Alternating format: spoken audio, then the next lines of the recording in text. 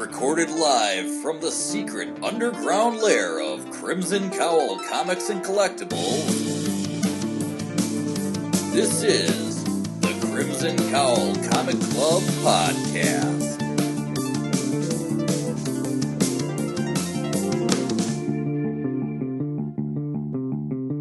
The following issues may contain spoilers. Everything begins in windy Norway. I'm Anthony. I'm Kirby. I'm D-Brad. Welcome to issue number 315 of the Crimson Cowl Comic Club Podcast. Every time we record, we talk about comic books. On this week's show, we are going down the line of our one-shot anniversary issues with Donald Duck. And this time we're talking about what if Donald Duck became Thor. That's why we have our cartoon duck expert here, our friend D-Brad Gibson, my castmate over at Cartoonist by Night, joining us for another Donald Duck issue. And then we're going to jump into the weekly reviews. That's where we go back and forth, talk about the books that we've been reading. They could be new, they could be old, but we're going to talk about them there. Then in the news segment, we're going to cover all of the previews catalogs for November 2024 for products coming out in January and beyond of the year 2025. So we're going to cover all the Marvel, the DC, the Independents, and all of that stuff over in the news segment. But first, let's jump over to the club discussion. All right, what if Donald Duck became Thor? Is this fowl worthy of the hammer of Thor? When Donald Duck chaperones Huey, Dewey, and Louie on an archaeological trip to search for an ancient Viking artifacts, he finds more than he bargained for when he comes across the stone ducks from Saturn preparing for an invasion. But everything changes when he discovers an enchanted cane that causes an exceptional transformation, gifting him with the power of Thor. Can he learn how to use his new abilities in time to save Duckburg before he changes back? Find out in this mind-twisting retelling of the mighty Thor's thunderous origin. This issue is done by Steve Bueling, Riccardo Secchi, Giada Parisi-Noto, Lucio Ruvidati, and Laura Tartaglia. All right, I think that went better than the last time.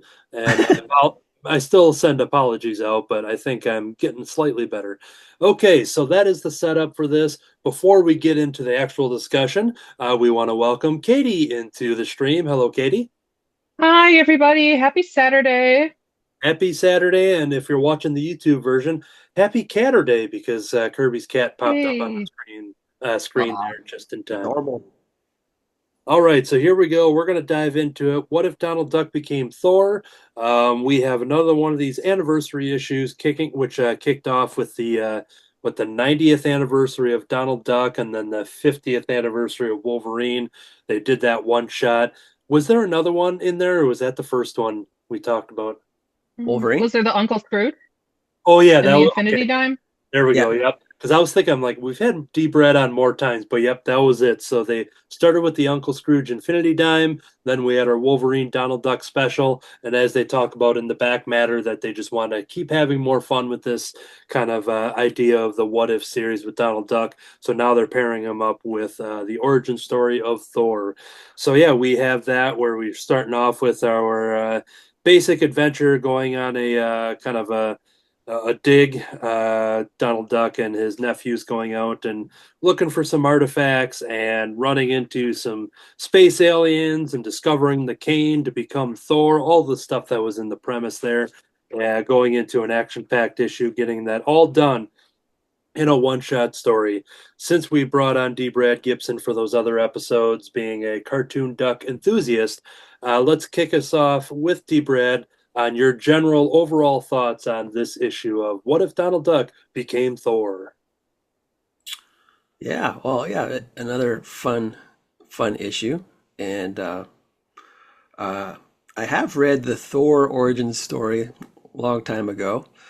And so I think there's like reference to a cave and then the cane as well, Donald Blake's cane. So that was fun to see that in there. Yeah.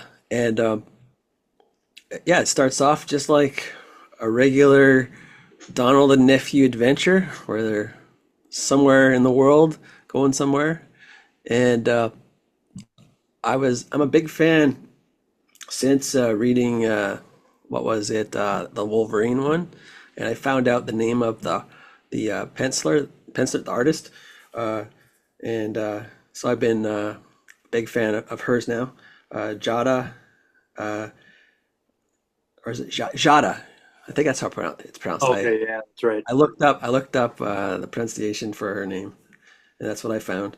And then I love you were showing one of the pictures there. I love the use of the thick lines, like they're quite Hmm.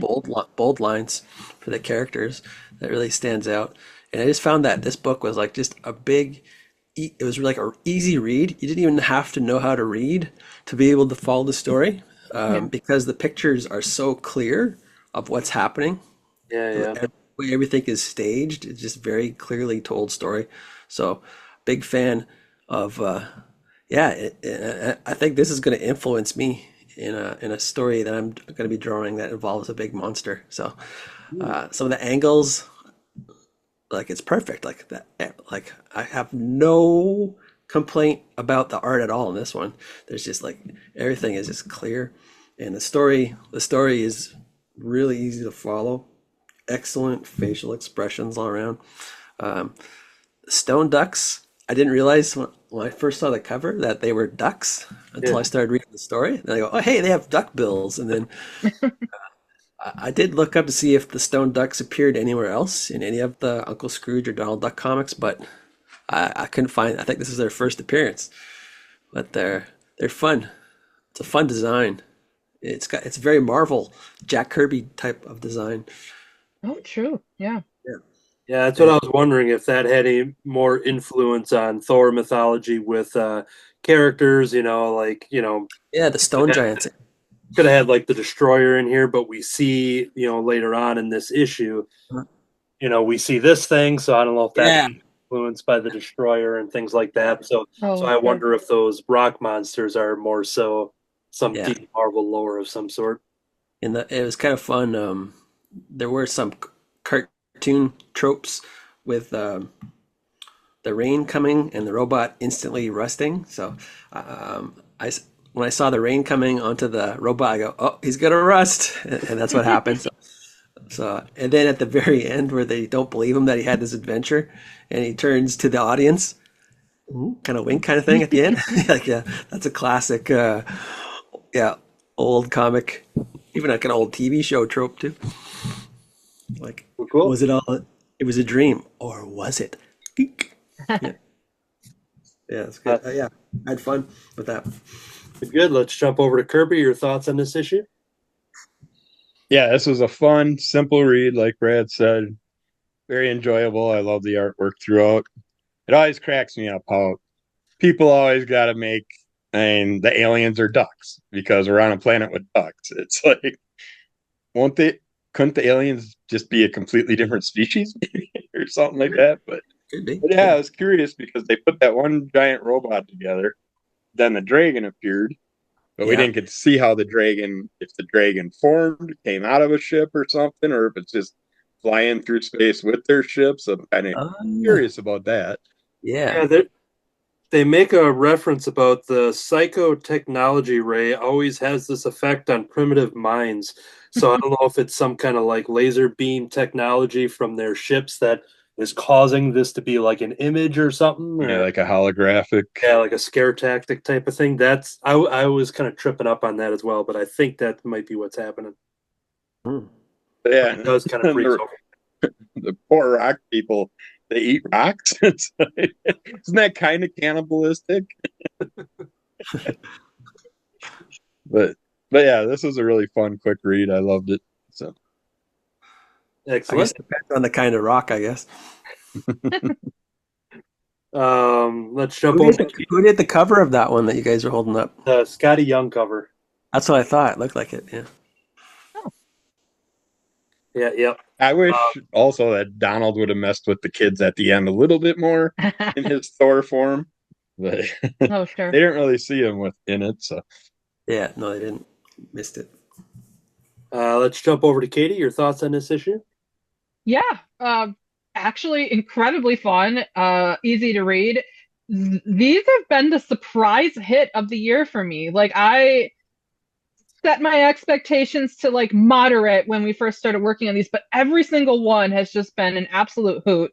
Uh, so much fun. I am really loving the art, especially in this book. It's so clear, it's so well defined. There's no doubt that that is Donald Duck. It's the branded look.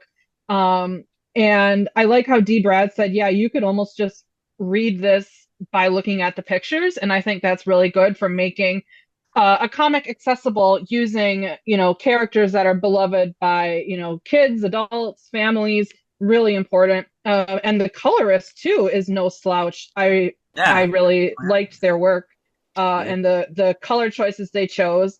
There was one funny line in here where Donald's like, "Oh wow, it looks like a movie set. Maybe I could ask for a selfie." Oh, that was goofy. Yeah, just such a fun comic. I hope that we get like a combined volume of all these what if, Yeah. Disney Me too. characters join the Marvel universe because they've been really good and um just such a fun comic. I really enjoyed it. Well worth the money. But yeah, that's my review. Yeah, I'm going to echo all those thoughts as well. We've all seemed to be on the same page with all these different, Duck Marvel stories that they've been doing. But yeah, I say the same thing about it. Just love how bright and colorful and fun and just how very upbeat it is, and the humor coming in from the villains. Having some good laughs from them. Um, and comparing to what we read in the Wolverine one, while I enjoyed that one as well, but I think I like this one the best so far. Um, Hmm. but yeah, it was fun. There was a lot of build up to discovering the cane and the whole going back on that trope of the Thor mythology of the of I'm trying to think what was the identity that was used. Donald Blake. Oh, Blake, Donald yeah. Blake, yep. So that's what I'm wondering, like Donald Blake and Donald Duck, it just kind of like Yeah. Right. if I don't think there was any specific joke about that, but maybe that was just an overall influence being like, oh, this is just we have to do the cane and everything, Yeah. Hmm. um but yeah, I had a lot of fun with it. I had a lot of fun with those monsters, and once again, to echo the thoughts on the coloring work and just bringing in all those pinks and purples with all the rays, all the alien technology, everything is just very bright. Every time you turned a page, there was something amazing to look at, and Yeah. yeah, and There's a splash page in there, Anthony, that you should hold up. Hmm. That could be a poster too, Oh yeah. like a full one pager. I'll Hmm. take a look here to see if I can find it as we're flipping through. Donald posing and the villains, or I don't know, space ducks are around it, or stone ducks, Oh sure. and then there's another panel I really loved with hurricane going around him. Hmm. Oh yeah, that's the poster one. Yeah, that one there. Yeah, Yeah, Yeah, that's beautiful. that looks like a good wall hanger right there. yeah. And then I don't know if it's after that where he makes the hurricane and it's going around him. I love that. I love that panel. Yeah, when the hammer starts to kind of take control of him, and he's kind of losing control and kind of bopping around. Uh, Um, yeah, yeah. I think it's that one that Kirby's holding up. Hmm. I just had a thought. So I know they're doing this Donald Duck miniseries because it's the 90th anniversary, but it would be kind of cool to brainstorm like what other characters could get put into, either Disney characters into the Marvel universe or Marvel characters into like Disney movies. And I was like, we could do Alligator Loki in the Jungle Book. Yeah, there we yeah, go. yeah. Ooh, and then isn't there? I'm trying to think. Well, there's one of the bears in the. Trying to think of Baloo, but there's the in the like the Russian stories. Isn't there like some giant bear Oh, sure. character that's in like the some of those like some of the Black Widow stories or something? Oh, Oh, yeah, you're right. There is. My immediate thought was the Sasquatch character from the from the from the Goofy. no from the I can't think of all the names are dropping. The Canadian team, Alpha Flight. Alpha Flight, yeah. Mm. At first, but I think there's like a giant Wendigo. bear character that's in the Russian story Yep. too. But yeah, it would be kind of fun. I got you. Kind of keep exploring that because if they're anything like this, I'd definitely pick them up. So Yeah. Well, isn't there on the back? I think Kirby already showed it. Minnie Mouse is the next Yep. one. I So, think yeah. it's out. Mhm. Yeah, I think that's the last one. 'Cause I don't see nothing in the new Same artist. catalog. Same artist. well, we have the Minnie Mouse one as part of our club discussion, and then the last catalog, the Fantastic Four one. Oh yeah. Yep. So Oh, sure. Mickey and Friends become the Fantastic Four. That's another one they're doing for Oh, they are. Oh. for December.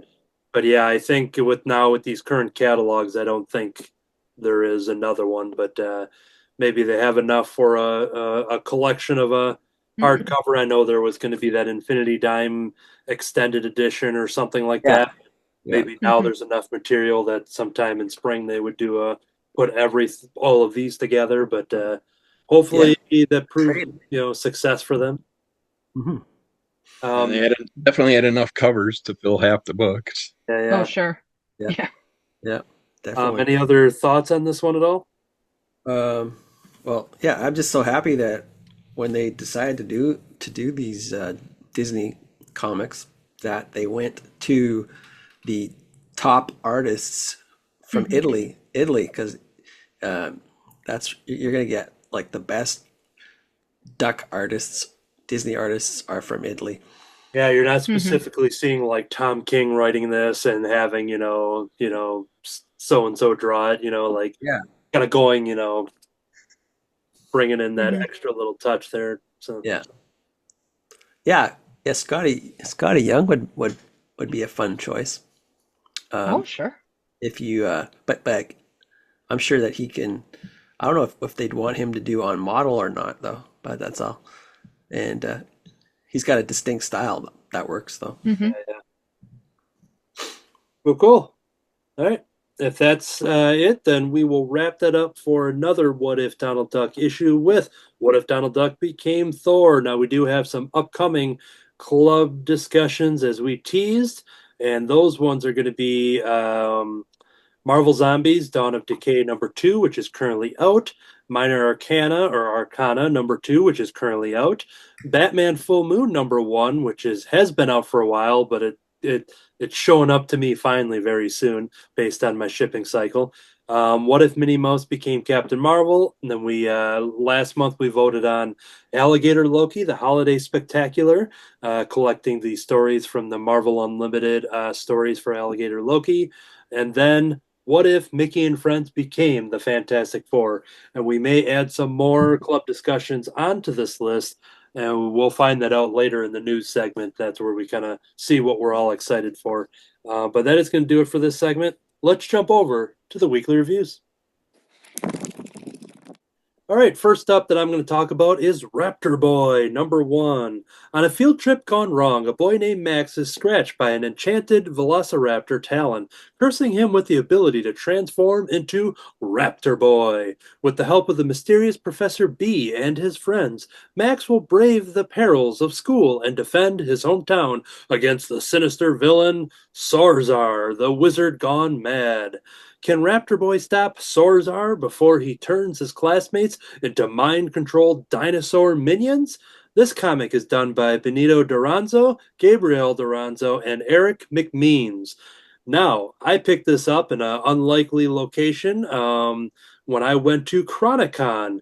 Chronicon was the first ever Kevin Smith-centric comic book convention, meet and greet, celebrities, all of that fun stuff.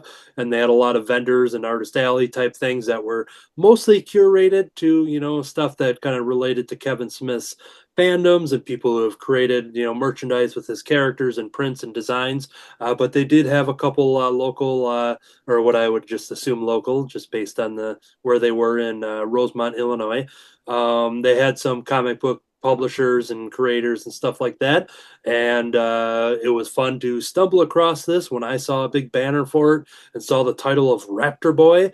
And I saw this cool cover, which, yep, and Kirby's holding it up too, is an awesome, front and back, spread cover there for a full image. And I saw that, and immediately I have to get this. So, and when I'm out there on the convention fields and diving into tables, whenever I kind of come across things that I know that Kirby is probably going to enjoy, and we'll find out his thoughts if he enjoyed it. Usually pick up another copy. So we're talking about Raptor Boy here, and I got to meet the all the names that I had mentioned. Now I don't know for sure. I'd have to double check the social medias, but between both of the Duranzos, it was a father and son team, and the son, who I believe was a teenage boy, who also did these little sketches here. He had the sketch that's on the left, and the artist was right there, and they gave these sketch cards, and they each drew a quick dino on there. So yeah, we got two different sketch cards there, and so yeah, it was cool that this idea that the father had kind of helped kind of pave the way to kind of structure this story, from what I understand, and bringing on this awesome artist to tell this story. This was a lot of fun. It's an all ages adventure. Show some of the interior art as we go on here, but as the synopsis said, the story takes place at a school field trip.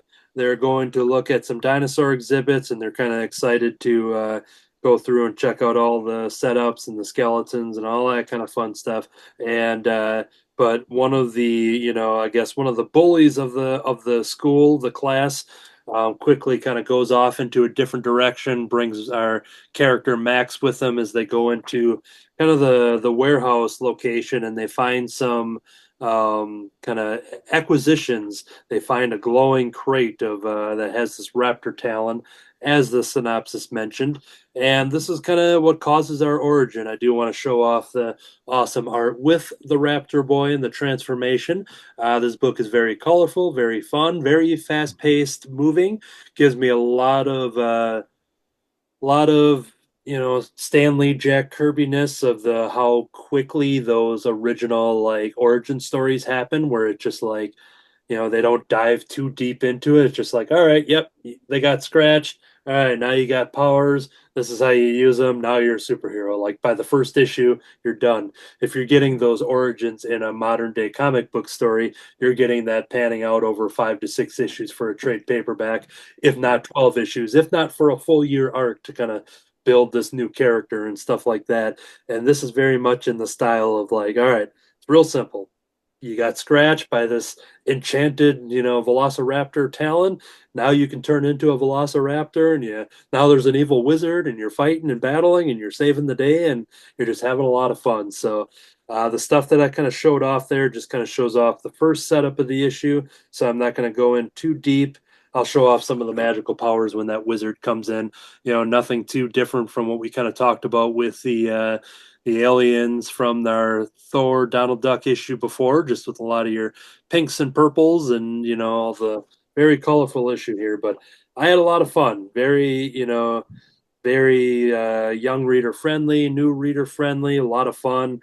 I have no connection with these creators and Bad Dog Comics. I don't know much about them or anything, so it was me simply coming across this at a Kevin Smith convention and just being like, Raptor Boy, that sounds cool, and then finding out that a father-son team working with this artist put this together, and this is a lot of fun. I'm definitely going to be following the social media to for future issues of this. So that is my kind of overall view of this. I picked this up for Kirby as well, and crossing the fingers that he won't be asking for a refund. So let's get your thoughts on Raptor Boy #1.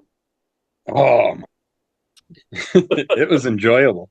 I love this comic. I really hope they keep up on it and keep bringing out more.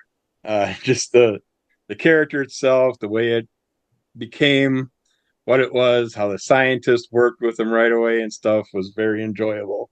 How they played it all out. And this the evil wizard character just reminds me of a modified Count Chocula character. Yeah, But yeah, I was getting those vibes too. Count Yeah. Chocula and Doctor Strange got mixed up together. And That's I fun. don't know, it's like you told me about the kid and coming up with the story and stuff and working with his father. I don't know who if his father just did the artwork, if that's A third person did the artwork. okay. I Oh, love the attention and detail throughout this complete book with the artwork, but I love like on the cover. You're in school, the desks are gonna squeak on the floor, so they put tennis balls on the bottom of all the desks, that's like a funny. Yeah, walker, and that was yeah, just such a great idea to put yeah, that out there. yeah.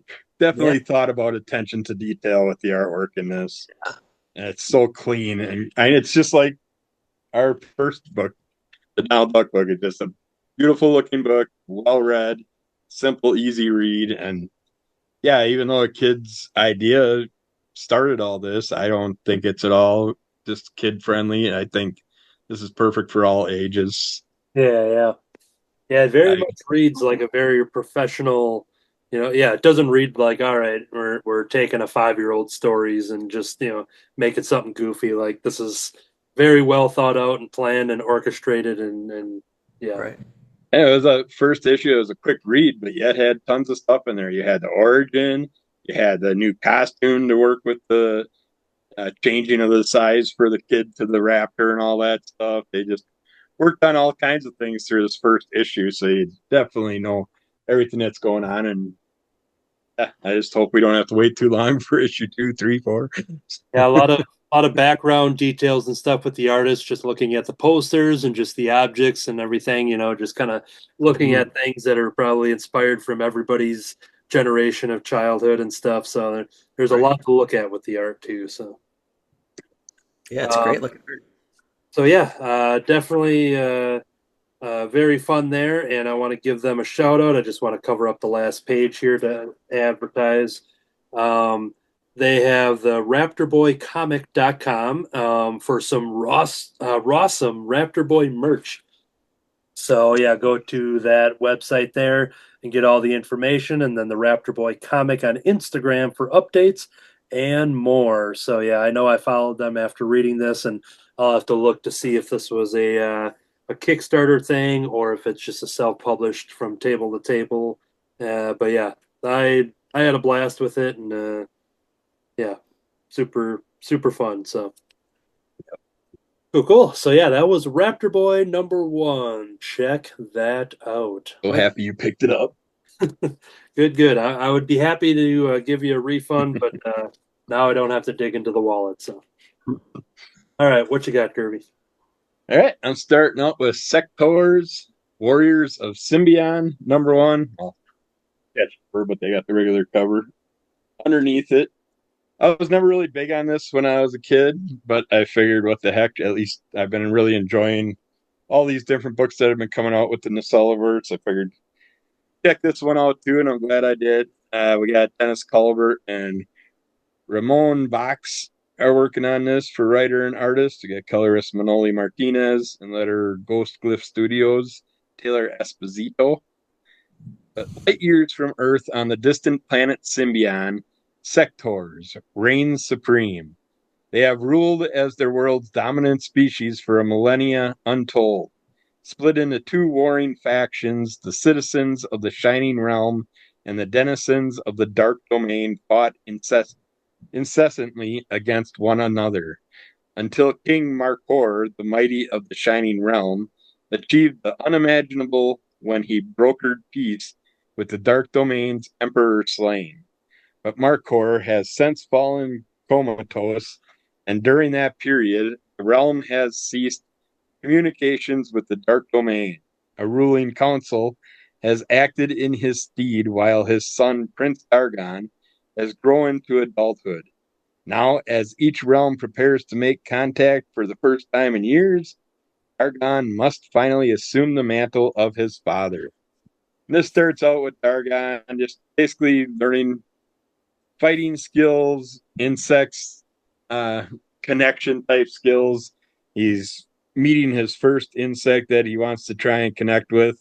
I'm really curious if by chance this was any type of influence back in the day for Avatar, because the way they do the connecting with the insects and stuff, and some of the love stories in here and all that stuff, the contact between the different people and everything just had that Avatar feel for this. I mean, they could have played off it, but Sectaurs, I think, was way before Avatar. So, but yeah, you get to see the prince trying to connect with an insect. He's, of course, going for a bigger, bolder insect. He wants to be like his father. The insect throws him around a little bit, but yet they do have some interesting connections between the two. But then we got our evil warlord that's actually battling with his own insect family to start with because he has children that start attacking him and stuff. But he's going after him, and he's kind of got that Mortal Kombat feel to him with the forearms and stuff. But they focus on them separately, and then the prince's story is separated from this story. So I'm guessing in the future we'll see the two factions having a major clash. But I really enjoyed watching him try and link up with his big blue bee type bug and the little things that they dealt with along the way when they did have some problems that they had a battle with. And then when the bugs just kind of got like, I'm done with you guys all for the day, and the bugs just leave the area. It's like, okay, no more training today. The bugs are off. They got their own plans. But yeah, this is enjoyable enough where I would like to read the last two. I don't think I pre-ordered 2 and 3. It is only a 3-issue run like they've been doing with Biker Mice for Mars and the other storylines. Power Lords, I think I have the first sketch cover coming for that one too. But yeah, if you're into the little people and insects connecting together and stuff, or if you actually watch Sectaurs back in the 80s and stuff, this is definitely worth checking out. They've been doing great with bringing all these back, Space Coast and all the different storylines. It's just, yeah, makes me want to read more. So Yeah, Marvel did a comic of Sectaurs too, an adaptation way back in the 80s. oh yeah, I think I do remember that. Yeah. And I never did see the animated show. I'm but yeah, now I'm curious to look into it, see if I can find it. I want to say I watched the other day it came on. I want to say it was on Netflix because I seen a little thing for Thundar the Barbarian. I'm like, I haven't watched that in years. So I watched an episode of that, and then Sectaurs came on later on. Wow. They had a Yeah. variety of different ones on Netflix. So. Oh, really? Wow. Cool. All right, we are going to take a trip 25 years into the past with the next pick. What you got, D-Brad? 25th anniversary collection of Batman Beyond, and I have a collection of omnibuses of the Batman animated series comics. I may have shown on here before, and then I got the Batman and Robin, and then this is the next one in that universe, but instead of it being a thick omnibus that's kind of heavy door stopper, I got this is like the Compendium series. It's more affordable and it's good for reading. It's light. You can carry it around with you. It's comfortable to open up, and the pages are easy to it's easy to open up the pages. Like sometimes if a book's too thick, you can't open them all the way. Yeah, the binding's really good. And there's a Superman the animated series Compendium coming out, and I've pre-ordered that one as well. And then hopefully they do one. I think the next one would be there was a Justice League adaptation too, and I think there was a like the new style Batman animated series. It was called Gotham Adventures, maybe is what that one is. I hope those ones come out too, because I love the Bruce Timm style drawings. And they're all new stories except the first few issues is like a adaptation of the original episode, and then and that was a mini series, and then it was a regular series at the time the show was on. and um, I'm really looking. I really enjoy the affordable collections. Like I have the Epic collection of Captain America and some of Spider-Man. I mean, I almost have them all of the 60s, 70s, and 80s of Captain America. It's somewhere. Where is it? Oh, it must be up there. Okay.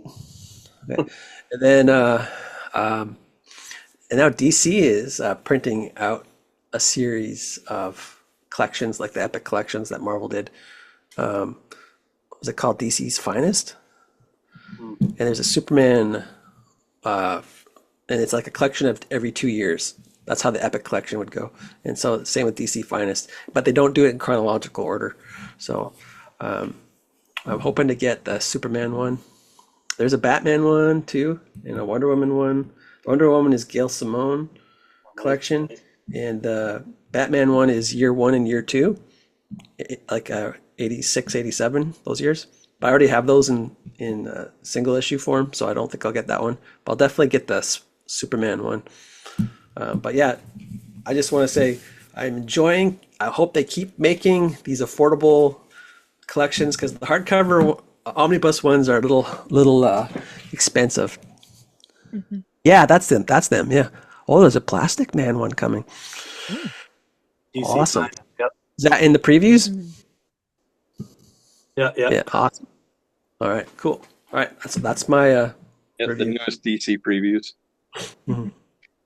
Yeah, I agree with you. I love the Epic collections. I have a pretty epic collection of Epic collections. Oh They're yeah. great and they're such an accessible price point. Yeah. There. Yeah. Ooh, all right. We are going to jump into the next round here. I remember pointing this out in the previous catalog a couple months ago.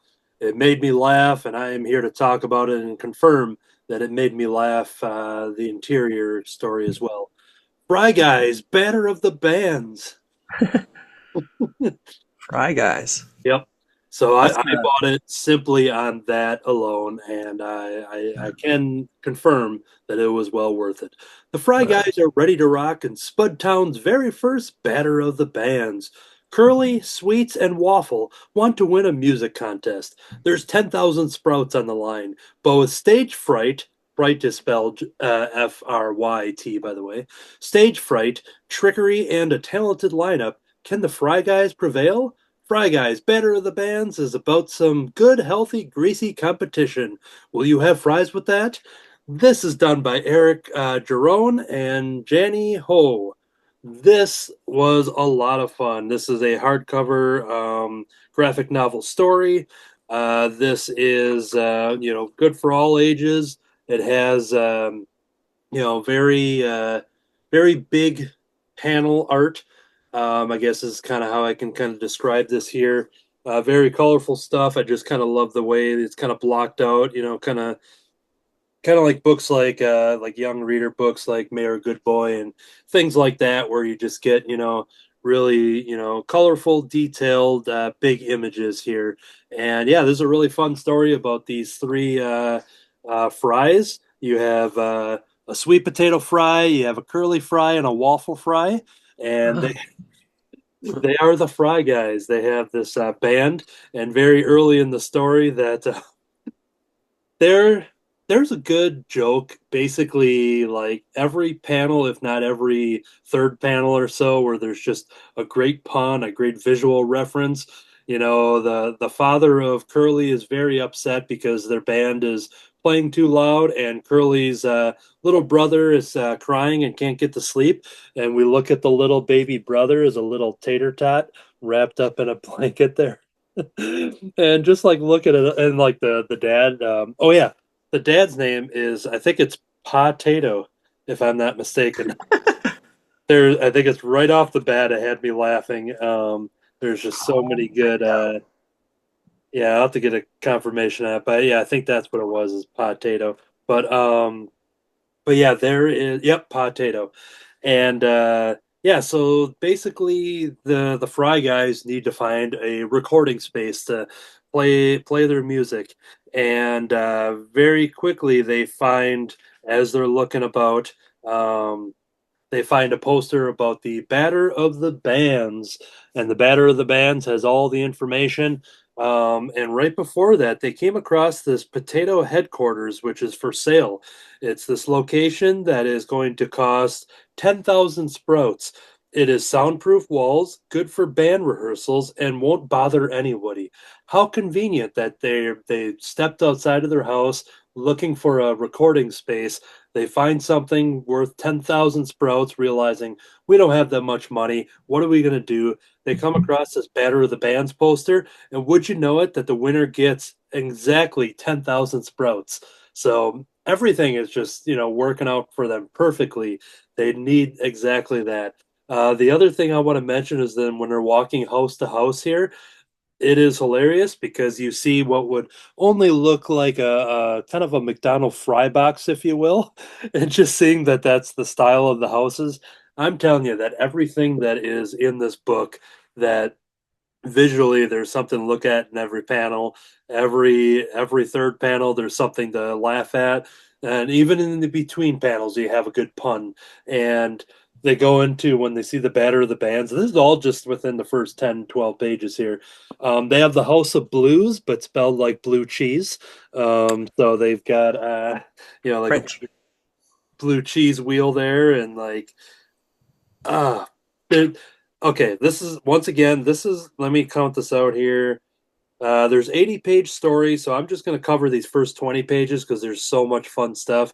I don't think I have to sell anything more than this here, but there are. I'll list two of the bands that they will be competing against. They'll be. Let me just get my form here to cover up, just to reveal some stuff here. Um, Pancake at the Disco is one of the bands they'll be competing against, and another one is the Backstreet Blintzes. So yeah, the there's a lot of great gags. This book is hilarious. There's more and more stuff to find out. I Like I said, it sold me on the Fry Guys Batter of the Bands title. That was enough for me to just say, "Yep, I'll give you $12 for this here," or because D Brad's here, $15.99 in Canada. Um, and I'm happy to say that I had a blast with this. If they do more of these, I will buy all of them. I will buy more of these and give them out to, as gifts, and my friends' kids and stuff like that. So many people could have a lot of fun with this, and yeah, it's a blast. So this lives up to it. There's so much to enjoy, laugh, and adore in Fry Guys, Batter of the Bands. So it's a world of food, or Yeah, just potatoes. now, yeah, looking back at it here, I think it's Are they potato pancakes or are they just regular? so. This won't spoil too much of the story, but we do Oh, see a potato pancake character pop in. But there are a lot of kind of potato adjacent type things and yeah. breakfast related things too. So it is mostly potatoes now that I just kind of go back here, but we do kind of go into there's no human characters in here from what I see. Yeah. Here's a Right. good, as they're getting into the chapter 2 here. Um, so for all the people, the fans and stuff, we just see a whole lineup of fries waiting to get in. So Okay, so it's like a potato world. Okay, yeah, got it. for the most part, but yeah, then it kind of expands a little further. Maybe they're traveling from outside cities or something. But yeah, looking at these crowds here and just seeing the audience is filled with French fries. So Yeah. and then there's mostly, oh yeah, there's a bunch of different, all the different styles. Your crinkle cuts, your curly fries, and Yeah. just your steak fries over here. So yeah, it's ah. These people are great. I got to figure out. Um, Eric Jerome is listed as a #1 New York Times best-selling author, so I'm gonna have to be looking into all these creators because I need more from these people here. They're And who telling. published it? This is from Andrews McMeel Publishing. Oh yeah. Okay. Yeah. Yep. Yeah, but yep. Once again, it just saw this as a little blurb in that giant 500 plus page catalog, and they did a good job of catching my attention there because this was great. All right, and now I'm hungry too. So yes, I do Half want a potato. I do want fries with that. That might inspire what I'm going to eat after this record. All right, Kirby, what you got here? Are they going to do a Star Wars one? Because you could do potato wedge and Tilly's. Hey, I would buy that. I would buy the Funko Pop of that. Wedge. Yeah, they did those McDonald's ones, so they could do those Oh, too. sure. Yeah. Nice. All right, we got Toxic Avenger issue 1. I was very leery about this because of the character, and he's just so goofy looking compared to the original Toxic Avenger. Oh yeah, Wasn't really thrilled. Wasn't thrilled with that imagery, but I'm trying to think of who we got for the artist and stuff. Our writer's Matt Bors. Fred Harper was the artist.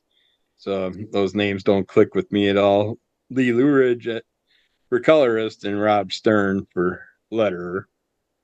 But that was, there's 2 different stories, but it all links together. But the other one's done by Kirk Vanderbeek and Frank Camuso on that one. But starts us out right away in the quarantine day 4. We see our character, but then we find out that they're basically, I can't remember if they did it or not.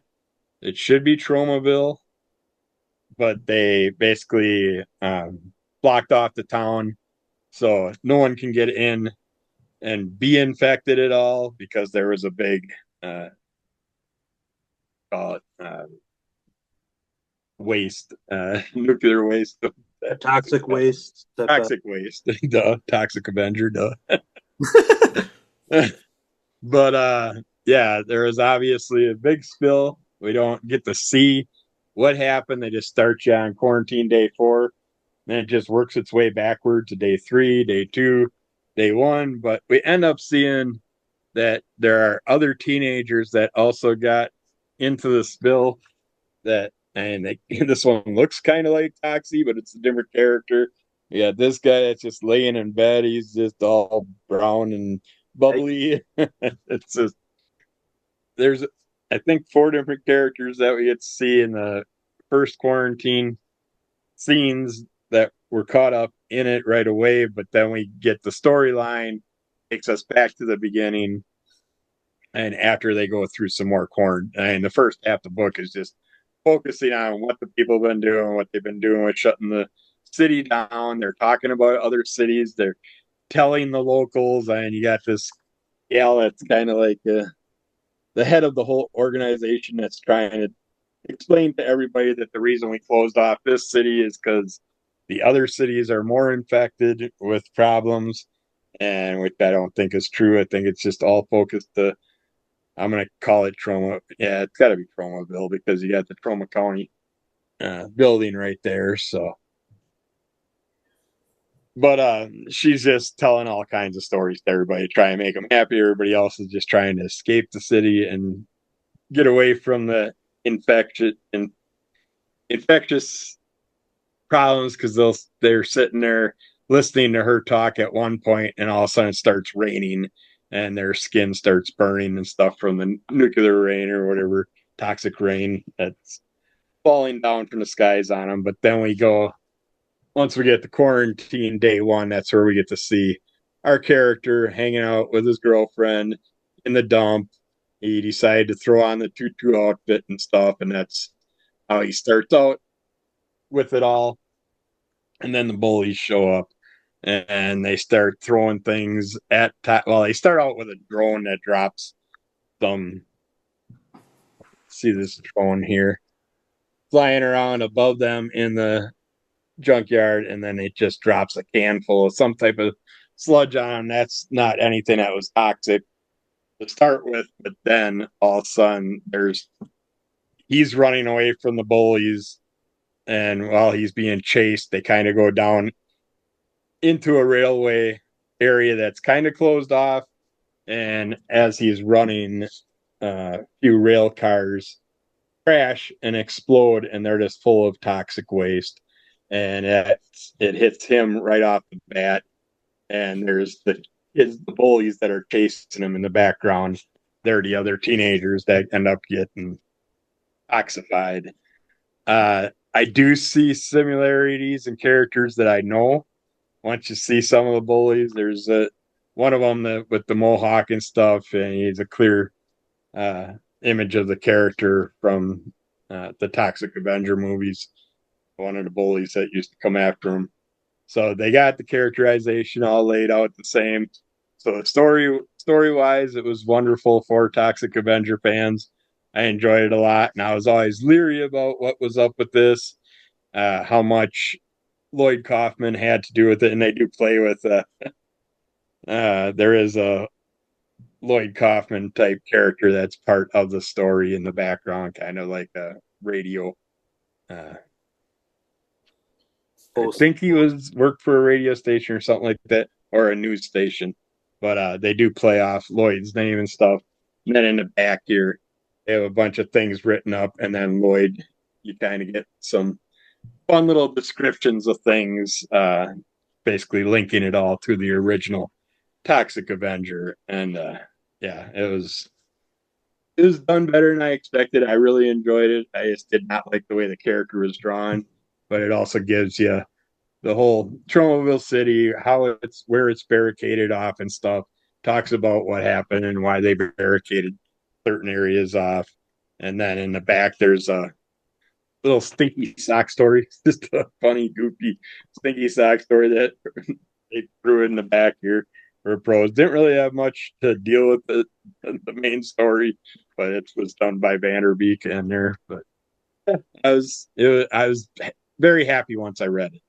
I was very iffy up until I got it. So I'm very happy I did jump on this run and had the rest coming. So Yeah, good job. yeah. I think in the previews we were saying it's basically like Dave Bautista is the Toxic Avenger, just based on the bill. Oh, okay. Yeah. Cool. How many movies did they make of that Toxic Avenger? Is there 4, maybe? Yeah. And then there was I remember a loosely based animated series Okay. called Toxic Crusaders. He's talking off camera there, but he may have the answer. But I want to say Yeah. maybe there was 4 of them. I have this issue too, and I have it in the pile yet. But I was going to revisit and see where I could. I'm not sure if I own those at all. I don't have some trauma stuff, but I'm not sure if I have the Toxic Avenger movies or anything. But yeah, I'm excited to check that out as well. All right, that is going to do it. Yes. That is going to do it then for the weekly reviews. Let's jump over to the news. Ooh. And now, the news.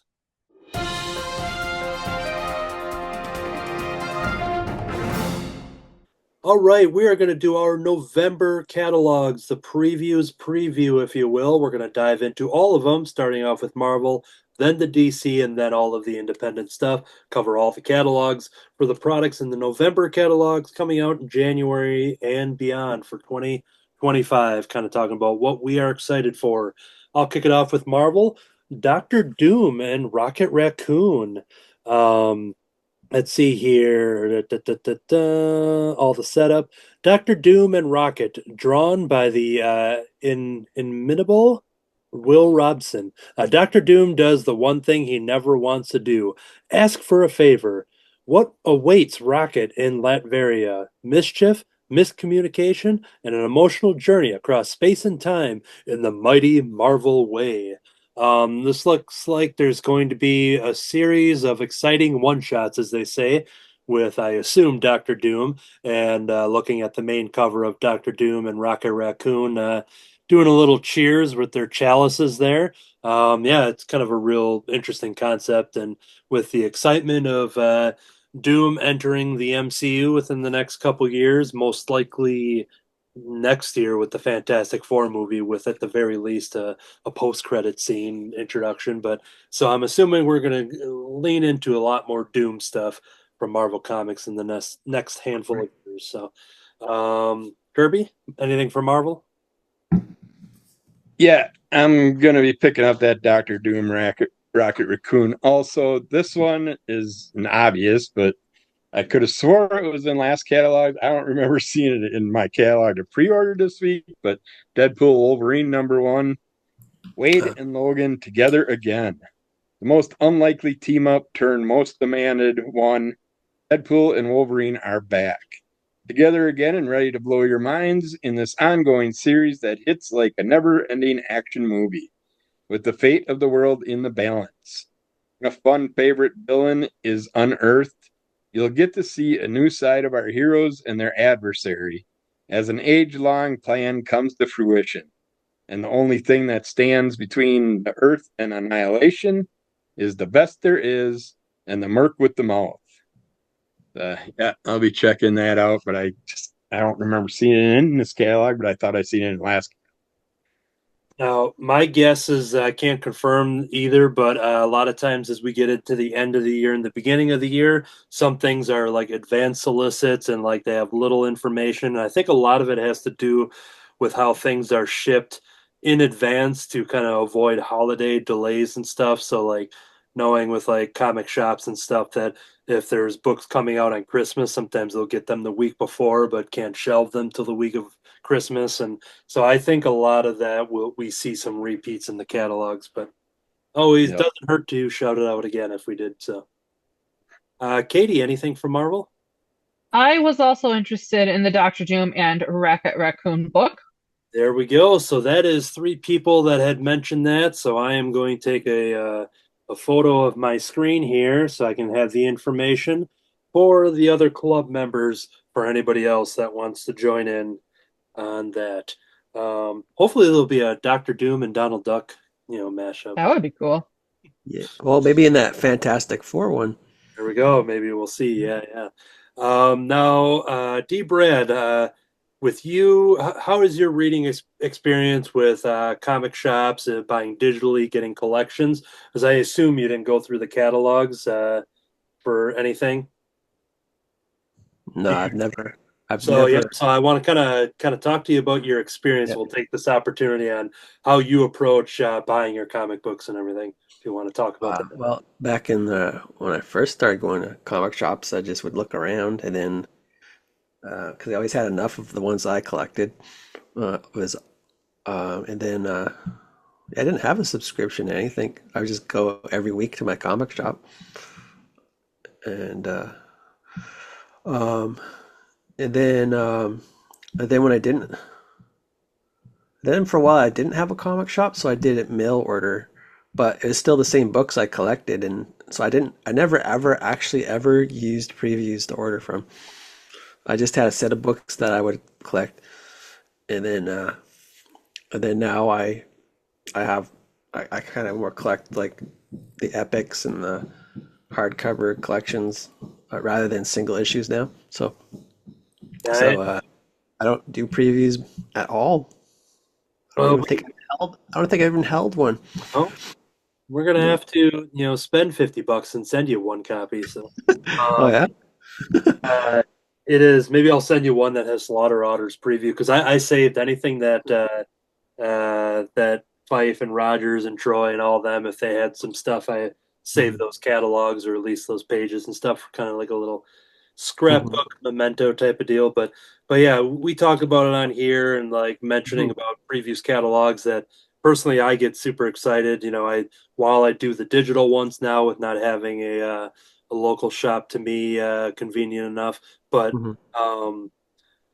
kind of like growing up and going through like the Christmas catalogs, Sears catalogs, and a lot of our generations, I'm sure we've all kind of had experience with that kind of stuff, and I have that experience when going through any of the previews because we're talking over 500 pages of stuff being like, oh, I want this, and Kirby always talks about just like adding everything into his cart and then trimming it down from there, and like just kind of being like, all right, this is catching my attention, but you have to budget it out eventually. But it's dangerous, so you're probably better off with not knowing what the heck's coming out. But yeah, every month my cart starts out about $500-600. I dwindle it down. Yeah, it gets dangerous. All right, I'll start off the next round. Well, this one's listed under independent publisher, but it is a Marvel comic book, so it's just based on who's making it. So I'll mention it here. This is the Incredible Hulk Pan-Dimensional 3D Edition, it's called. This is a Peter David and Todd McFarlane story here. The rivalry between Wolverine and the Hulk kicks into high gear. Every full color page of art has been meticulously converted to classic red and blue 3D by Anomaly Productions, leaders in 3D comic art enhancement.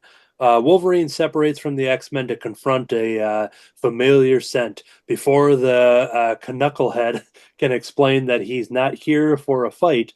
The Hulk, well, let's just say what follows is not pretty. This is polybagged with 3D glasses. So this is issue number 340 of the Incredible Hulk, done in a 3D format. And right there on the cover, I have a classic image of Wolverine with the claws up and seeing the Wolverine reflective image from the claws and everything. But yeah, this issue is going to be in 3D. But yeah, it's listed under a different publisher. But like I said, I'm throwing it into. You mean like 3D glasses? Yep. So yeah, yep. Okay, yeah. And I know the couples that couple issues I've messed with and stuff. It's been a lot of fun. I'm pretty happy with 3D. It's not something I want to read on a regular basis. Yeah. Eyes get a little trickier as you get older and stuff. But I'm always down for a fun gimmick, so I'll pick this up. So, Kirby. Yeah, the 3D stuff's been coming out way better the past 5 years than it used to come out. Yeah, but yeah, I didn't see that one in DCBS at all. Yeah, it's deep in the independence of some sort. So I saw it on the My Comic Shop. So, all right, this one I'll mention. This one I'm sure Anthony's going to probably mention the rest. But this is the last one I had set up. Was what if Galactus transformed Spider-Gwen? #1. Yes. After coming to the aid of a wounded Herald of Galactus, Spider-Gwen is empowered and enlisted in the service of the World Devourer. But despite her new role surveying the galaxy, Gwen can't help her heroic streak. So when she encounters a world reminiscent of her home, will she ally with its alien residents and attempt to battle one of the cosmos's greatest forces? But yeah, that one caught my eye, and so did one other one, but it wasn't in my DCBS either. So, but I did grab this one. Excellent. Yeah, and I'm trying to remember if we talked about one last month that maybe was an advanced solicit, but I'll talk more on that for my turn. Katie, anything from Marvel? Yes, so I have two I'm going to kind of combine together. There's Legacy of Vader and Star Wars: A New Legacy. So I think these might be kind of specials. I don't think they're going to be ongoing, but celebrating 10 years of the return of Star Wars comics to Marvel. They recently wrapped up their versions of the stories they're telling between, A New Hope and Return of the Jedi. So I'm just cautiously optimistic for this new unexplored era of Star Wars content that we'll be getting between Return of the Jedi and The Force Awakens. Awesome. Yeah, and I'm a huge EU fan, so I don't want to discount that. Like I'm literally looking at my pile of epic collections of the EU, but I'm excited because this is going to be different to me. And it looks like we have some one shot to kick it off. So Star Wars: A New Legacy has a powerhouse team of Charles Soule, Jason Aaron, Ramon Rosanas, Leonard Kirk, and Steve McNiven. We have a whole bunch of great characters from throughout the Star Wars line combining, and it will be a $6.99 price point in shops on January 29th.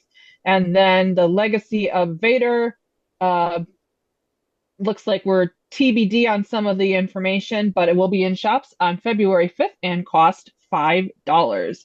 Like I said, cautiously optimistic, but I am looking forward to these. Me too. Check them out. Oh, good. I collect those too. Yeah. Oh, really cool.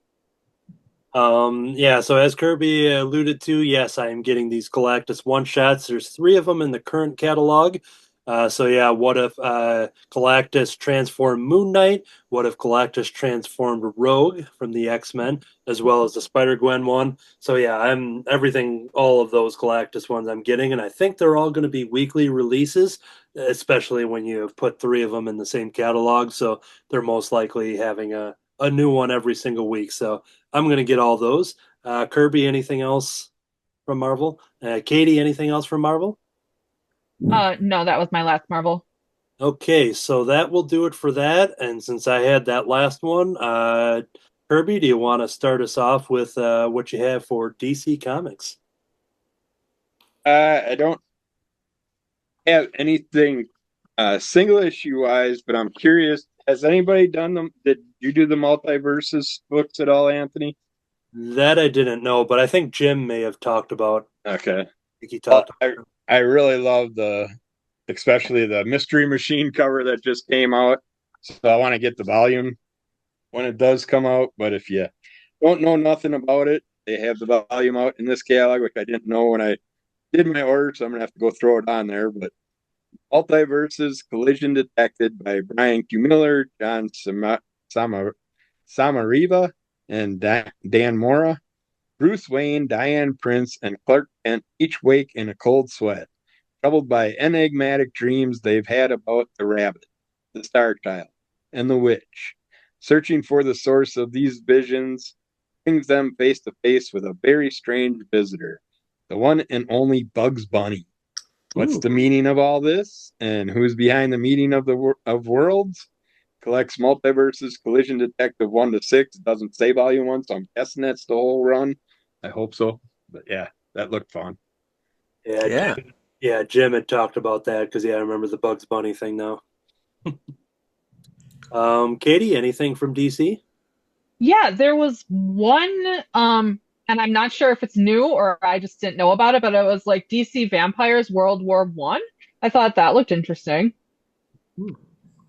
Yeah, I they've done a couple lines on Wonder. I'm not sure, yeah, if this is a new one or what, but Yeah. But other than that, nothing. I'm open to any club picks we might want to do though. all right, we'll ping pong back and forth on remaining DC stuff between me and Kirby. Batman Dark Age hardcover because I got the Superman Space Age hardcover in the single issues. Been getting the single issues of this as well, but I would going to add this to my Mike and Laura Allred hardcover collection, along with Mark Russell for the story. Set against the backdrop of actual historical events, Gotham City comes alive, filled with the iconic characters who loved and hated Batman over the years like you've never seen them before. Mark Russell and Mike Allred and Laura Allred, I'm throwing that into the synopsis, return to give the audiences a look at Batman as a figure in American history fighting for justice in a world gone mad. This collects all 6 issues of this miniseries. But yep, this is something I'm double dipping on. I'll take advantage of a pre-order discount. That is Batman Dark Age hardcover. If you didn't mess with those at all, myself and Kirby gave high praise for the Superman Space Age. We had a pretty positive review of the first issue of Batman Dark Age. So if you're a Batman fan and you don't need to jump into any kind of continuity, yep, and it looks like the catalog has a. Was that maybe the paperback version of Space Age? I think that might be a. Yeah, it doesn't say hardcover at all. So yeah, that might be the debut of the paperback version because they probably wanted to wait on that one, and so yeah, there you go. But it's great stuff if you don't want to be bogged down by current continuity and wondering where to read. These are the books to get: Superman Space Age and Batman Dark Age. Kirby. And Multiverses was my only one for DC. So. Okay, so I'll look at my list here that mixed with everything. So I just go down to a alphabetized list. So let me just go. DC Horror Presents. I'm still waiting on the first issue of that, but I think there is an anthology series of DC horror stories. So I'm excited to. I just been pre-ordering all of them, regardless of the creators, because that seems like a fun idea. Oh, Harley Quinn. So I jumped off of a run for a while, but I got this one because. Yeah, this is Harley Quinn number 47, and I saw the covers and the story. So this one is when the mud hits your eye like a great earthen pie, that's a clay face. This is where D. Brad should be singing that for us. If you watch cartoons, When the moon hits your eye. Okay, sorry. that works. So Clayface is having a dinner party, and everybody's invited, as long as their name is Clayface. We've got all the Clayfaces in here: Basil, Matt, Sandra, Preston, Classius, Spanky, Alfalfa, Stymie, even the Clown Face. Remember Clown Face? My latest destruction agents. Hold on here. My latest destruction agency case brings me. Oh, this is Harley saying it. Brings me face to face with Clayface as I crash and bum in the ultimate muck-filled family reunion, harder than Aunt Ethel's overcooked brisket at last year's Passover Seder. Oh yeah, and somebody's gonna die in this one. So yeah, I love a lot of the Harley Quinn stuff. I jumped off of the run because I've been behind on the current stuff. But when I saw this being a Clayface centric story, especially a Clayface family reunion, I'm like, yep, I'm definitely get this. There's a couple fun covers there, but so I'm diving in for Harley Quinn number 47. That should be fun. Um, Going down the list here, alphabetized, just to see if there's another DC that's mixed into here. This is me perfectly killing time, so there's no dead air. Poison Ivy, I've been carrying on with that series with issue number 29. That book is amazing. If you like Alan Moore's Swamp Thing, I think G. Willow Wilson is doing her version of that basically through Poison Ivy, and those books have been amazing. So always fun to dive into those. And that actually does it for the DC picks. So since I did all that talking there, let's jump it over to Kirby to kick it off with whatever independent comic book you want to talk about first. Yeah, sure. I'm sitting there showing off your stuff. Yep. See here, I got- Oh no. Brad, sing while we wait. Oh wait. Okay, we got Oh. Are there new Duck books coming out? That's what I'm interested in. Yeah, I'm trying to think if I added anything duck related, but I don't know. we got Go ahead. one of the best sci-fi video games out there. We got Dead Space Volume 1. If you enjoy that at all. But when PSEC Sergeant Abraham Newman encounters a reanimated corpse, he fights off wave after wave with one goal in mind: survival. After the discovery of an alien artifact prompts mysterious incidents to occur, the colony is shaken through psychological and vicious threats that break down their security. With the Church of Unitology slowly moving to awaken the marker and push humanity to extinction, the onslaught grows as a gruesome undertaking takes place. And if you played the game at all, you would think this would be a book that wouldn't have too many words. I'm guessing they're going to use the Church of Unitology, so they have other characters talking and stuff in here. But yeah, otherwise it's just one guy on a ship that's all alone with a bunch of aliens. Jump over to Katie. Anything from the indies? Yes. So, have the next volume of Spy Family coming out soon. We have Spy Family 13 by Tatsuya Endo. It is coming out January 15th, and it will be $12. And we have the three ladies from Yor's office on the cover. They're always gossiping and trying to start trouble and giving Yor a hard time. Really, really fun series. I will say it's probably going to be hard to jump in at 13, but volume 1 is readily available, and I do highly recommend it. Looks like we're going to continue battles between Agent Twilight and Lloyd and Yor's marriage, and Anya's friendship scheme gets thrown off by an unexpected gift from Damien. I'm really loving this series, and I think you will too, so check it out. Cool. I'm going to spotlight Slaughter Otter, issue number 2 from our friends Matt Fife and Matt Rogers. This is it, the battle you've been waiting for after the events of the last issue, which I'm holding in hand right here. Slaughter finds himself in prison, tortured, and at the mercy of Leech. It's Slaughter Otter versus the Leech Queen's army of disposable agents. Who wins? Who doesn't die? Who has a good time? Answers Slaughter, Slaughter, and finally Slaughter. So yeah, this is issue number 2 of their series Slaughter Otter over at Keenspot Entertainment. Check that out. If you do not have issue number 1, you can ask your local comic book shop, see if they can order that for you through their means. If it's not available there, you can go to keenspotshop.com, get caught up on this, but also pre-order Slaughter Otter issue number 2. I'm getting better to say that without tripping over the words. I've said it enough now that I'm not. Now that I've called it out, I'm going to mess it up next time. All right, Kirby. This one I was really excited about. We got Lucky Devils. Yeah. The Lucky Devils, I should say, number 1 by Charles Soule and Ryan Brown. Good omens meet curse words in this new series from the duo behind the smash hit 8 Billion Genies. Lucky Devils is a tale of 2 rebellious demons who decide to start a revolution in hell. And the 2 ordinary 20-something humans they're going to manipulate to do it. A cheeky satirical look at good and evil. The Lucky Devils explores Faustian bargains and temptation in a rip-roaring, hilarious new way. It's like I could see little devils and little genies joining up in the future, maybe. But yeah, I was excited to see something by them again. Yeah, that's on my list as well. And they released an early version at New York Comic Con, which was available on their online shop. It's one of those where it's a higher price, exclusive printing and stuff. I almost pulled the trigger on it, but I'm like, oh, January's right around the corner. I'm like, I'll wait. I've bought enough exclusive stuff from them, but yeah, Ryan I Brown. don't know the way 8 Billion Genies number 1 went up in price, and then they're on what, their 8th, 9th printing of that already? Yeah. Not more. I've never resold a comic book, so maybe I should start now. I don't resell them. I just keep them, but I'm happy when I hear that. Yeah. Katie?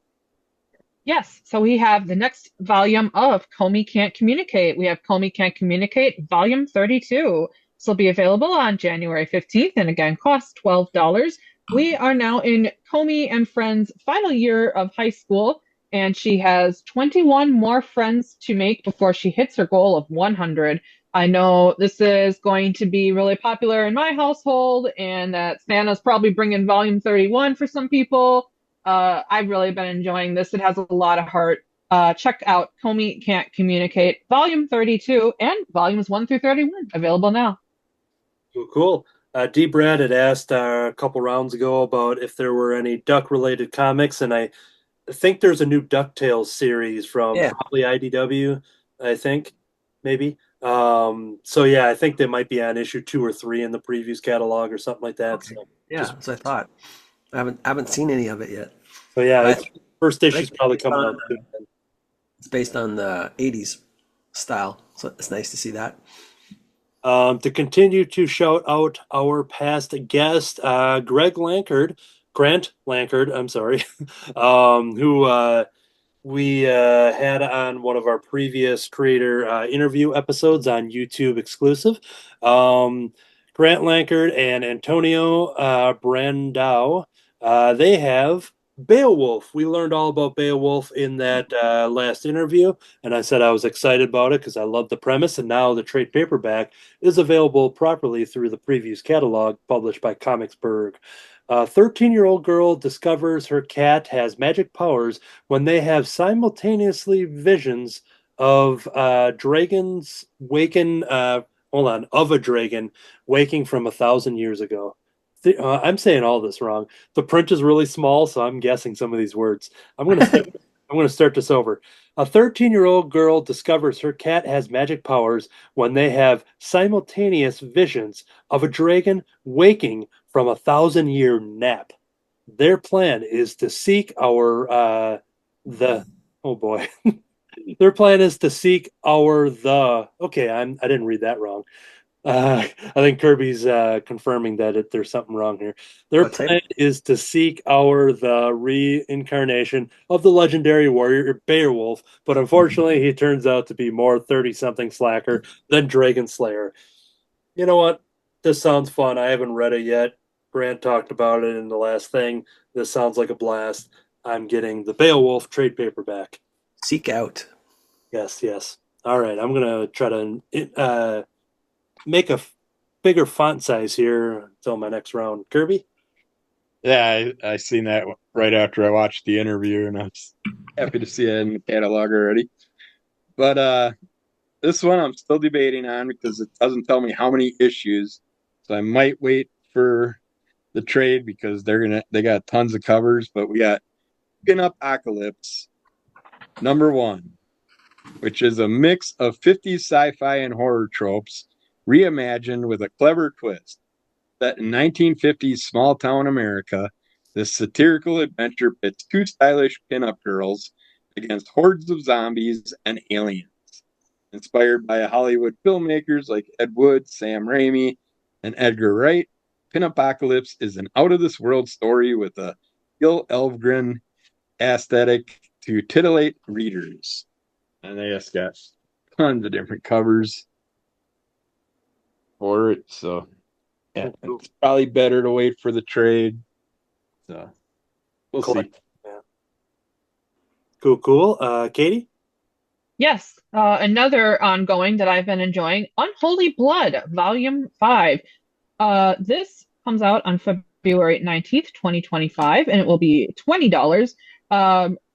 Like, major shout out to the publisher and the author because I picked up Volume 1 in April, and I think on the schedule, like every 2 months, they have put out another new volume. I know Thor just came out recently, so a lot of respect to that. Art and writing is by Lena Lim. This is a fun vampire story set with like college age kids. So really have been enjoying Unholy Blood.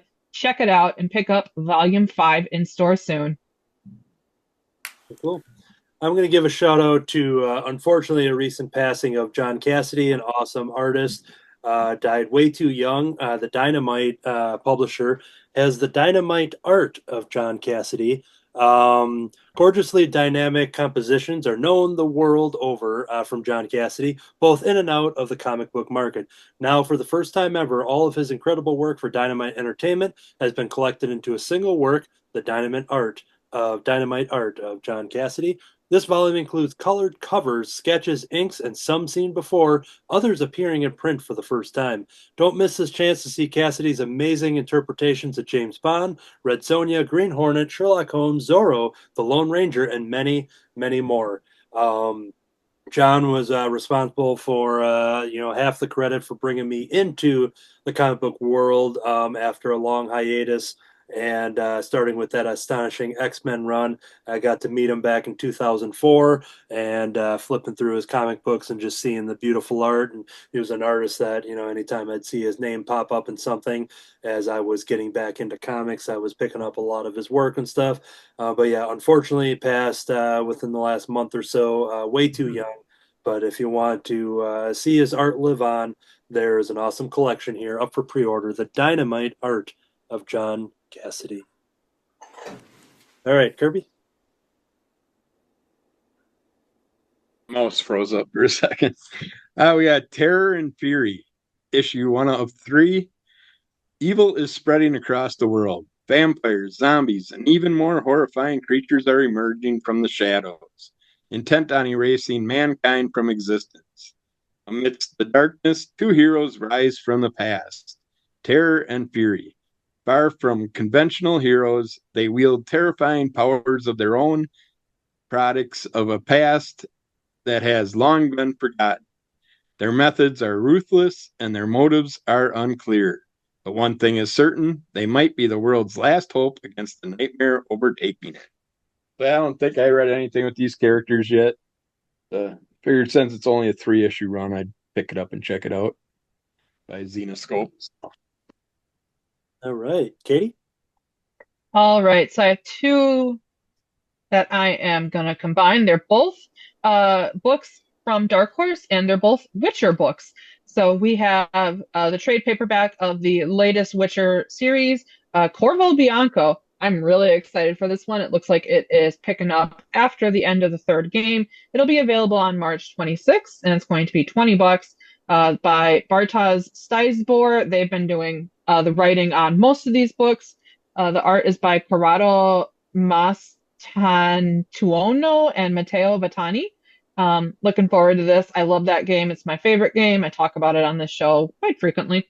And then the second one is The Witcher Classics Collection, which actually has Andrzej Sapkowski on the writing team. So this is apparently reprinting some long ago comics that featured The Witcher in early days before even the books were out. And I'm really excited to get a hold of these because, yeah, I was not around in 1994 in Poland.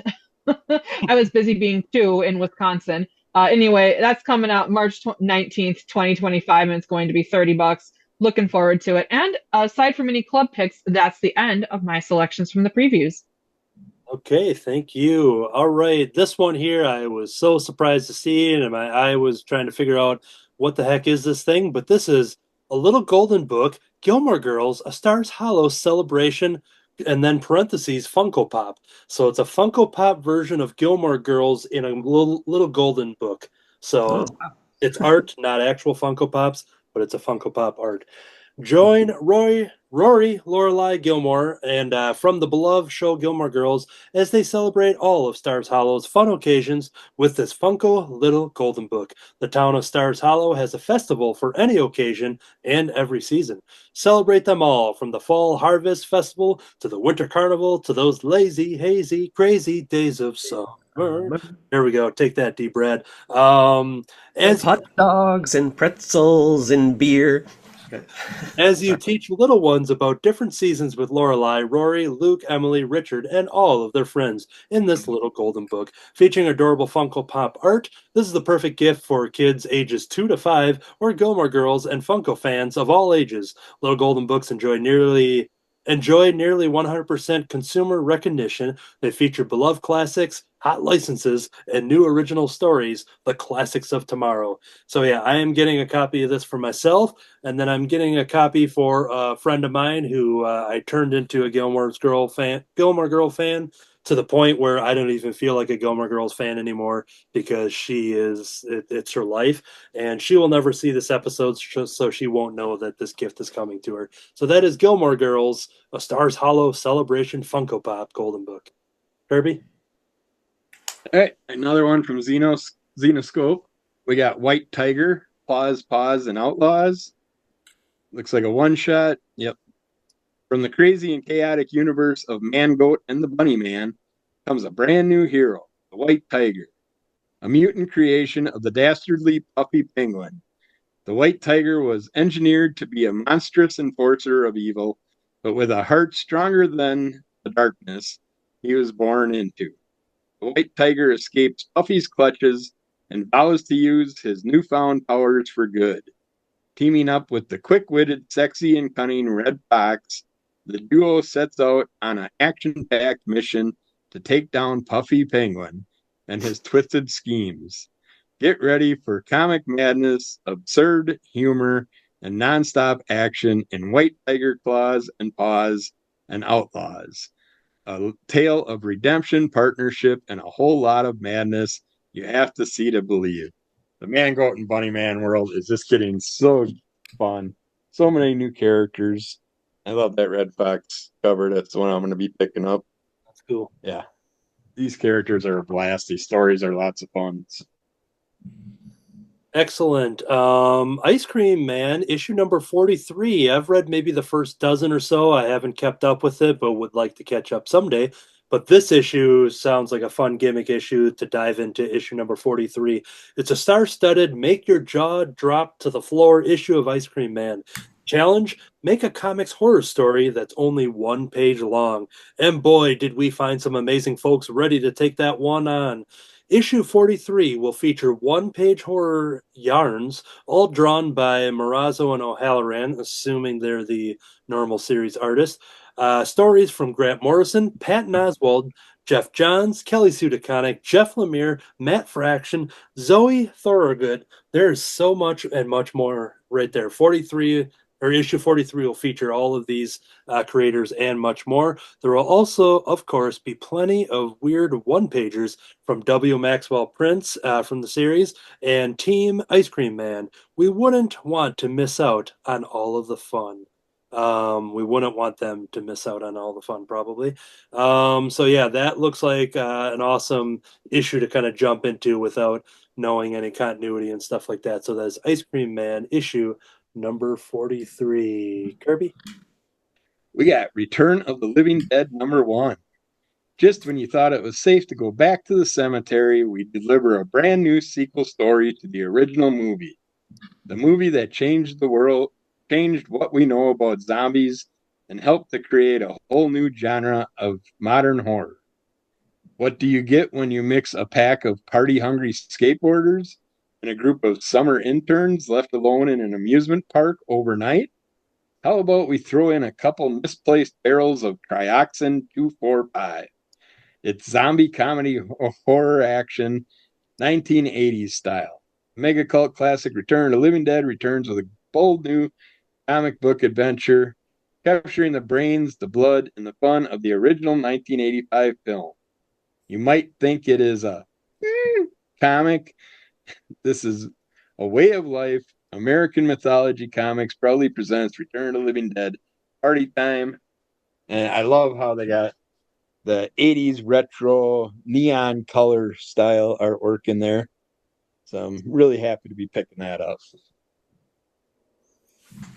Cool. Next one here, I'm excited for this because I'm in a Wizard of Oz mood at the time of this recording. We're almost upon the brand new film, Wicked. I got to see a production of a touring production of that years back. Big fan of Wizard of Oz, and so I'm all in Oz right now. And then that's perfect for the Patchwork Girl of Oz. This is the return to the Land of Oz in this new comic book adaptation of L. Frank Baum's classic novel, The Patchwork Girl of Oz. Perfect for fans of Scotty Young and Kyle Strom's Twig, which I spoke highly of on this show. Otis Frampton brings his unique style to the 7th book in this classic fantasy series. Join all these characters here and as on this amazing quest that takes them on a whirlwind journey from Munchkin country rather, to the Emerald City. So yeah, like I said, this came out at the perfect time for me to be like, yep, I'm in the Oz mood, so I'm gonna pre-order that. I have all of the Marvel collections that Scotty Young did with, I think, Eric Shanower, I believe, Yep. did the adaptations of those. I bought some of the single issues as they were coming out, and then that's when I started finding out who Scotty Young was, seeing the the Dorothy, I think it was The Land of Oz. I think that's the one I jumped in on. And then I went through, started buying all the hardcover editions and read those. Met Scotty Young, got him to commissioned him a Dorothy sketch. And so that's when I started like reading a lot of the Oz stories beyond just watching that original movie. And so yeah, I'm excited to get some more Oz stories. I want to. I'm gonna get that one too. Yeah, cool. So yeah, that is from that is from Image Comics, The Patchwork Girl of Oz. That's perfect. Yeah, that other one shot or whatever with the Patchwork Girl that I read a while back, that was really well done. That was a lot of fun. Cool. This one's another one of those that I'm debating on if I'm going to wait to see what the trade's like or not, because they aren't telling me how many issues. But we got The Badger, Mad Monkey, Shock and Roll #1. Mike Barron is back with more martial arts mayhem in the latest installment of The Badger. When Badger's friend purchases an island paradise off the coast of Venezuela, it may hold the cure for cancer or the end of the world. Will Badger be able to avert the apocalyptic crisis? I have to read it to find out. Oh, there you go. It does say 1 of 5 at the bottom. Cool. So I don't mind doing that. Oops. But yeah, I haven't seen Badger come up with anything new in a while, so that's cool. Cool. This will be my last one for the independents, and I want to spotlight. This is Let This One Be a Devil. Let This One Be a Devil. In the early 1900s, Henry Naughton returns home to the family farm in the swampy Pine Barrens of southern New Jersey. One night he encounters a strange predator stalking the woods. This sends the young scholar on a research project that uncovers the legend of Mother Leeds and the terrible birth of the Jersey Devil in 1735. James Tinian and Steve Fox Let's see here. Skipping all the credits here because they go on and on. Bring the Jersey Devil to life in a supernatural tale of horror that peels back unknown layers of history and reveals local monsters and universal terrors. The first in a new series of true weird tales of cryptids from James Tinian IV and Tiny Onion.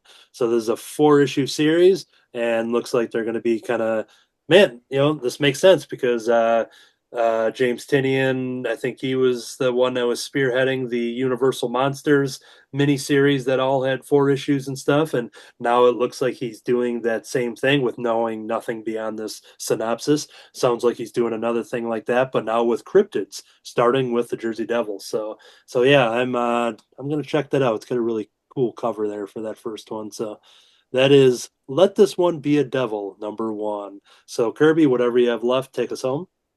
All right. Power Lords, #1 of 3.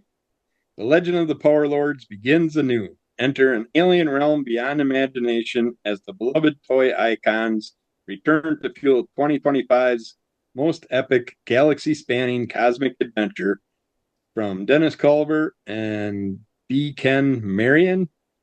When deep space smuggler Adam Power comes into possession of the mysterious power jewel, he finds himself transformed into something far greater and more powerful than the sum of his parts, only to discover he's been drafted into an eons-old battle between good and evil that could rend entire galaxies asunder.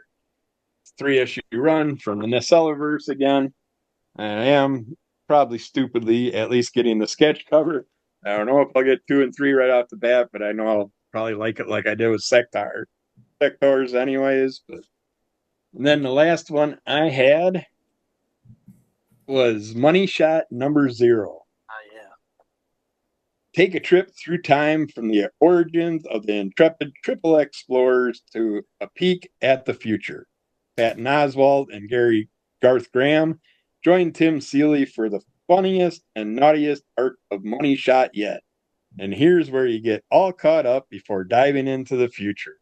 If you haven't read this run, it's fun with the triple X style storyline, but yeah, they did a really good job with it. Now they're bringing Patton Oswalt in on it too. Yeah, you got to get this one. Yeah, that's on the list too, and I overlooked that one on the read through here. But yeah, I've been I have a couple of them to catch up on yet from the last kind of run of it. But yep, issue #0 of that. Yeah. Okay. Well, we can't cover all of the pages of the catalog, so we can only kind of highlight some of the stuff we're excited about. If you want to get some more highlights for you through the YouTubes and stuff like that, under the Cowl of MS, Kirby went through the catalogs, and I assume all those episodes are out now at this point, I think. Yep. So if you want Kirby going through some more of those, you can check out that on Under the Cowl of MS. But yeah, we highly suggest you check out the catalogs. If you're somebody like D-Bread who's never held a previews catalog, go to your local comic book shop, ask about the previews catalog.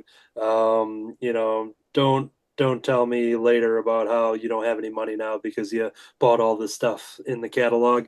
That's your own problem. We're not responsible for that. But there's so much good stuff to look into. It's a good way to pre-order your comic books and let not only your comic shop as well as the creators and publishers know what you want so they keep making more of it. But that is going to do it for this episode. I'm going to attempt the quickest version, not like talking fast, like Micro Machines fast, but I'm going to attempt the quickest version of the plugs of this episode, what we do here. CrimsonCull.com. Go there for info and original webcomics. David Gloyd and David Gloyd II have some new webcomics up there and some old webcomics. I have a 5-page preview of the next race, Christopher. CrimsonCull.com.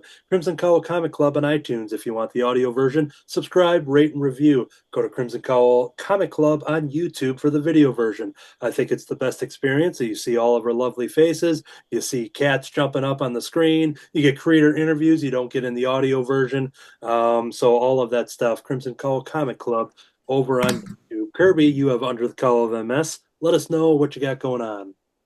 Yeah, actually, I do have lots of fun stuff coming up. So if you're missing out on it, go and subscribe to my YouTube channel, Under the Cowl of MS.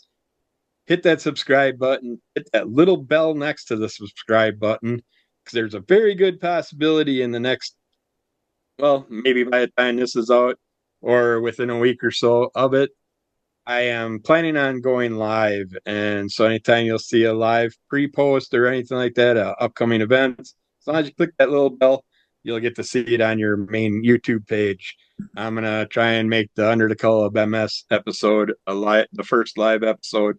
But I also am back to reading comics. I'm gonna try and do comics and coffee every Sunday, putting out a different old comic that I read. And then, of course, lots of unpacking and all that stuff. Doing some new things, so check it out. So yeah, subscribe to Under the Cowl of MS wherever you get your podcasts, over as YouTube and all of that fun stuff across social media. I have Rice Christopher, the Wednesday afternoon special. If you want a copy, you can email me, latchkeykid@gmail.com.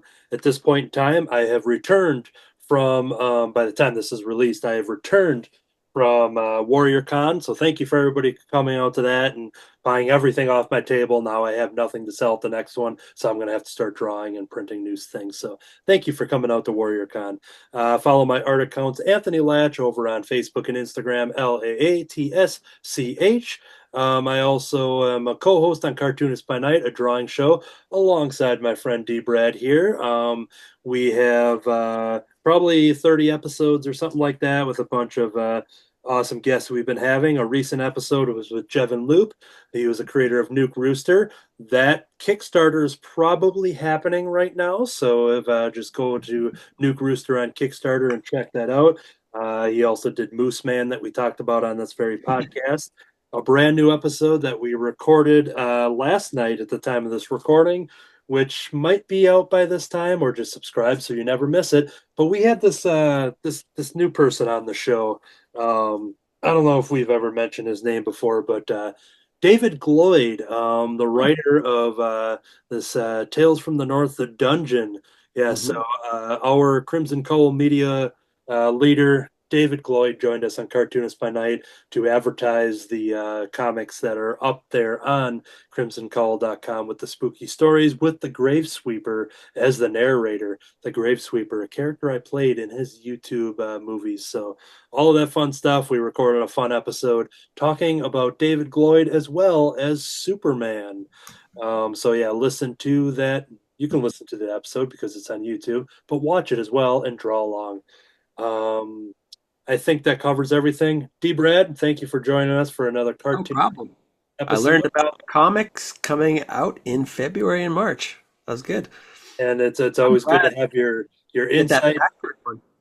Yeah, and it's always exciting to have your expertise and your knowledge of Donald Duck and the artist and all the background stuff like that, and kind of coming in with that. So you're always welcome on the show. We got a couple more, Donald Duck related or Disney related issues and stuff too. So you're always welcome in the Crimson Cowl Comic Club. Thank you. Thank you. All right, so yeah, follow, and we'll give you a shout out here. You got a plug. Where can people see your art on the internet? Instagram. Yep. Yeah. And yeah, I think it's just your D. Brad Gibson Instagram. Yep. So yeah, I'll have that in the show notes as well for that to check it out.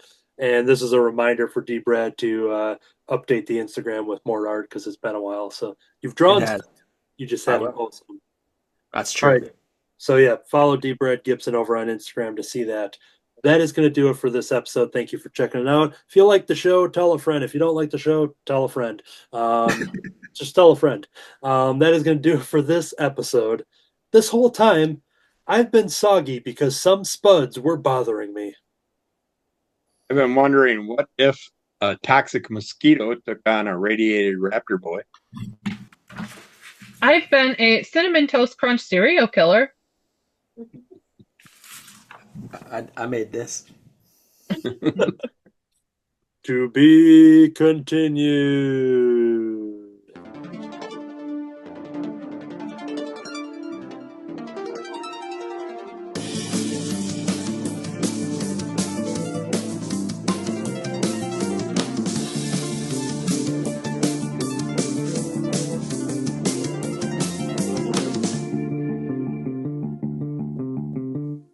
Thank you, Slimer.